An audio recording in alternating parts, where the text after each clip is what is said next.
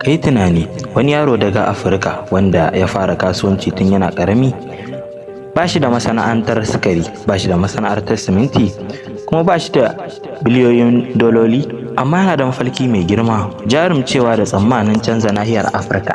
Wannan yaron shine Aliko Dangote. An haife shi a ranar 10 ga watan Afrilu shekara ta 1957 a birnin Kano.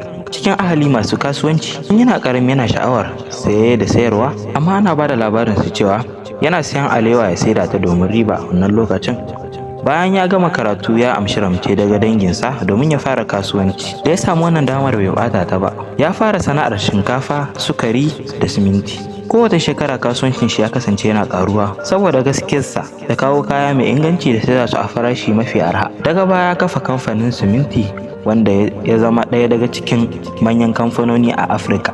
Kamfanin da ya samar da siminti, taki, sukari, shinkafa da sauran kayan amfani a rayuwar yau da kullum. Daidai burinsa bai tsaya nan ba. Ya gina babbar matatar mai ta man fetur, ɗaya daga cikin mafi girmar a duniya, domin rage dogaran da Afirka ga shiga da man fetur ta ƙasashen waje. A yau, Aliko Dangote yana daga cikin manyan attajirai mafi kuɗi a nahiyar Afirka. Amma abin da ya fi muhimmanci ba arzikin ba ne, abin da ya fi birge ni shine yadda ya nuna cewa mafarki, aiki tukuru, haƙuri kan canza rayuwar mutum ko kuma rayuwar al'umma gaba ɗaya. Labarin rayuwar Aliko Dangote yana koya mana cewa idan za a gina wani mafarki ba sai an fara daga babba ba. Abin da ake bukata shine a fara, a yi aiki ba tare da gajiya ba, kuma ka a daina bin mafarkin da ake so a cimma. Wata rana ƙaramin mafarki zai iya zama babban tarihin da zai gina wa'ansu al'umma.